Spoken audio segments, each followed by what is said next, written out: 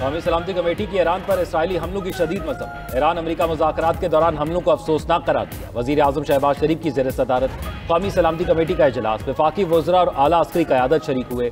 इजलास के एलामिये में कहा गया है इसराइली हमले खित्ते में कशीदगी को हवा दे रहे हैं। अक़वाम मुत्तहिदा के चार्टर के तहत ईरान को अपने दिफा का हक हासिल है। दूसरी तरफ वज़ीर आज़म शहबाज शरीफ से ईरानी सफ़ीर की मुलाकात, खित्ते की मौजूदा सूरत हाल पर गुफ्तगू की गई। रज़ा अमीरी ने इसराइल और अमरीकी जारियत पर वज़ीर आज़म को ब्रीफिंग दी। कहा कि हमले ईरान की खुद मुख्तारी और बैनुल-अक़वामी कवानीन की खिलाफ वर्जी हैं, अपना दिफा जारी रखेंगे। वज़ीर आज़म शहबाज शरीफ का ईरान के अवाम और हुकूमत से यकजहती का यादा, कीमती जानों के ज़िया पर ताज़ियत की।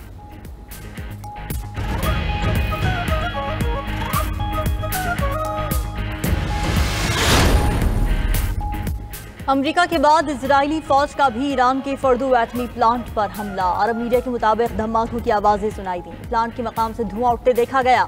इजरायली फौज का ईरान के मुख्तलिफ शहरों पर ताज़ा हमलों में 6 हवाई अड्डों और मुतअद्दिद तैयारों को तबाह करने का दावा। सहूनी फौज का तेहरान में हिलाल अहमर के दफ्तर के करीब भी हमला। वानाक स्क्वार में जोरदार धमाकों से इमारतें लरज उठी। हमले के बाद शुमाली तेहरान में बिजली बंद। ईरानी नशरियाती इदारे के हेडक्वार्टर्स पर भी हमला किया गया। हमलों में मुतअद्दिद अफराद जख्मी होने की इत्तलात। इजरायली फज़ाइया ने ईरान में सियासी कैद खाने को भी निशाना बनाया। ईरानी मीडिया के मुताबिक तेहरान के एवन जेल पर इजराइल के बमबारी के बाद तमाम कैदी महफूज हैं। जेल के कुछ हिस्सों को नुकसान पहुंचा। इजरायली फौजी तर्जुमान का कहना है कि फर्दो न्यूक्लियर साइट की तरफ जाने वाले रास्तों पर भी बमबारी की। इजरायली फोर्सेज ने तेहरान में 100 से ज्यादा बम गिराए। ईरानी पासदारान इनक़िलाब के हेडक्वार्टर्स और सैयद शहदा कोर को भी निशाना बनाया गया।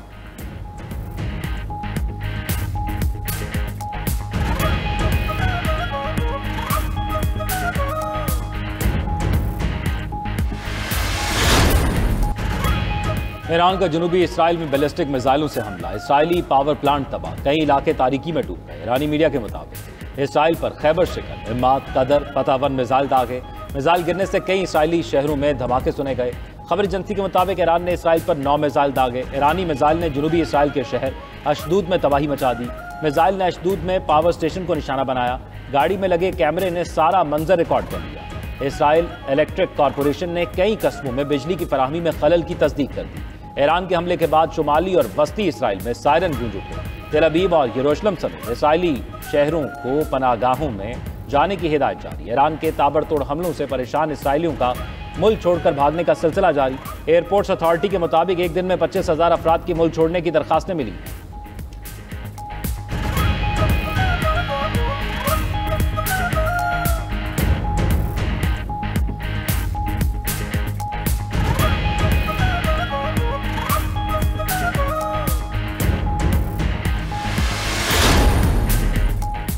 पाकिस्तान, चीन और रूस ईरान में जंग बंदी के लिए मुत्तहद। तीनों ममालिक ने ईरान की सूरत हाल पर सलामती काउंसिल में मुश्तरका करारदाद पेश कर दी। करारदाद में ईरान में फौरी और गैर मशरूत जंग बंदी का मुतालबा, ईरान में कशीदगी कम करने के लिए सफारती कोशिशें तेज करने का भी मुतालबा।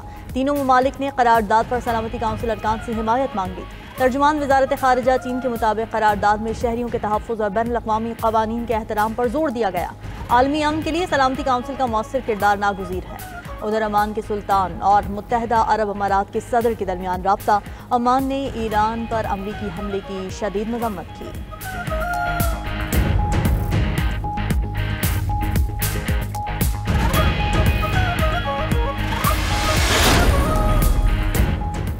अमरीकी सदर ने ईरान में निज़ाम हुकूमत की तब्दीली का इशारा दे दिया। सोशल मीडिया पोस्ट में लिखा कि रिजीम चेंज की इस्लाह इस्तेमाल करना सियासी तौर पर दुरुस्त नहीं। अगर मौजूदा ईरानी हुकूमत नाकाम है तो तब्दीली क्यों नहीं होनी चाहिए।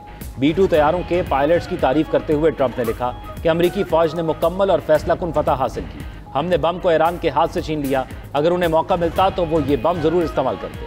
अमरीकी सदर और बरतानवी वज़ीर आज़म का टेलीफोनिक राब्ता। ट्रंप ने कहा ईरान के खिलाफ इक़दामात का मकसद खतरात को कम करना था। दोनों रहनुमाओं ने इत्तफाक किया कि ईरान को कभी भी एटमी हथियार नहीं बनाने देंगे। अमरीकी सदर ने कौमी सलामती टीम का इजलास आज बुला लिया। आइंदा की हिकमत अमली पर मुशावरत करेंगे। ट्रंप कल नेटो के सालाना सरबराही इजलास में भी शिरकत करेंगे।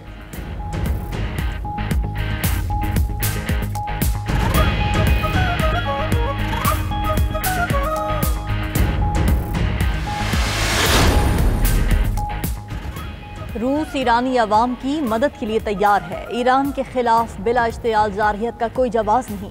रूसी सदर व्लादिमीर पुतिन की ईरानी वजीर खारिजा अब्बास अराग़ची से मुलाकात में गुफ्तगू। कहा कि ईरानी अवाम की मदद की कोशिश करेंगे। मेरी नेक तमन्नाएं ईरानी सदर और रहबर आला तक पहुँचाएं। इस मौके पर ईरानी वजीर खारिजा ने ईरान की हिमायत पर रूसी सदर का शुक्रिया अदा किया। कहा कि रूस आज तारीख और बैनुल अक़वामी कानून की दुरुस्त जानिब खड़ा है। अमरीकी और इजरायली हमलों ने मशरिक़ वुस्ता में कशीदगी बढ़ाई। अमरीका ने ईरान को धोखा दिया। जारहियत के तबाहकुन नताइज बरामद होंगे। ईरान अपनी आज़ादी और खुद मुख्तारी पर कोई समझौता नहीं करेगा। तेहरान अमरीका और इजराइल के इक़दामात को नाजायज़ समझता है। ईरान को अपने दिफा का हक हासिल है।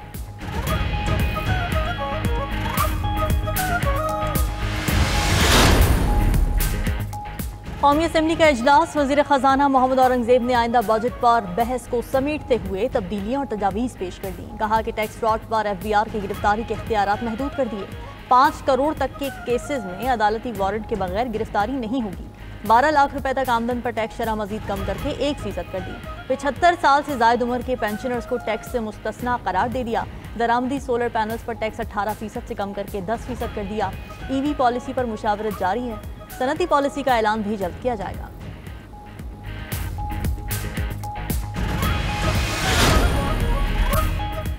ऑपोजिशन का हुकूमत और पीपल्स पार्टी पर पाकिस्तान के नाम पर सियासत करने का इल्जाम। चेयरमैन PTI बैरिस्टर गौहर का कहना है, हर पाकिस्तानी समझता है कि पाकिस्तान की कामयाबी उसकी कामयाबी है। हमारी दरखास्त है पाकिस्तान के तहफ़्फ़ुज़ पर सियासत ना करें।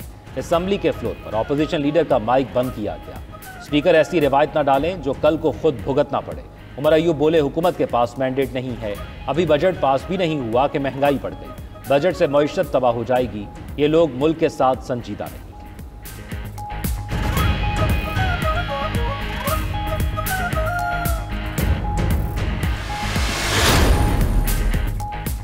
असेंबली को खत्म कर सकता हूं और कर भी दूंगा। विफाक चाहता है बजट पास ना हो और इमरजेंसी लगाने का मौका मिले।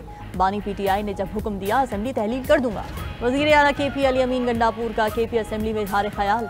कहा कि गवर्नर खैबर पख्तूनख्वा बजट मंजूरी के अमल के खिलाफ साजिश कर रहे हैं। आइन तोड़ने वालों की भूल है कि उनका एहतसाब नहीं होगा। बानी PTI का इख्तियार हमारे पास अमानत है। किसी और को ये इख्तियार इस्तेमाल नहीं करने देंगे। बानी चेयरमैन ने जब हुक्म दिया असेंबली तहलील करने में वक्त नहीं दूंगा।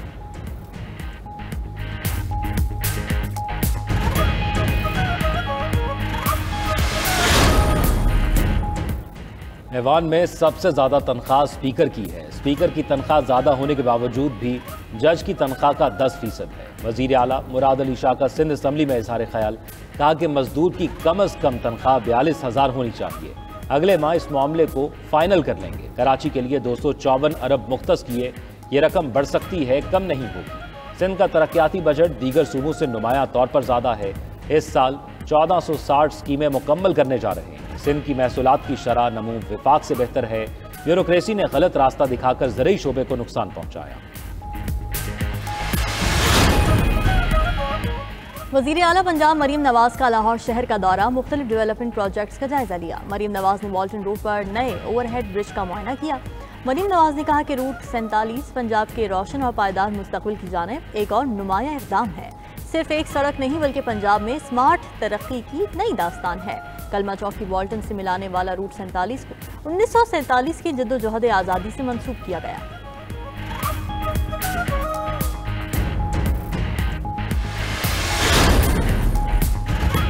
बानी PTI की 9 मई के 8 केसेस में जमानतों की दरखास्तें। लाहौर हाई कोर्ट में कल फैसला सुनाया जाएगा। अदालती अमले ने कमरा अदालत में मौजूद PTI कारकुनों को आगाह कर दिया। जस्टिस शहबाज रिजवी और जस्टिस तारिक महमूद पर मुश्तमिल 2 रुकनी बेंच ने दलाल के बाद फैसला महफूज कर रखा है।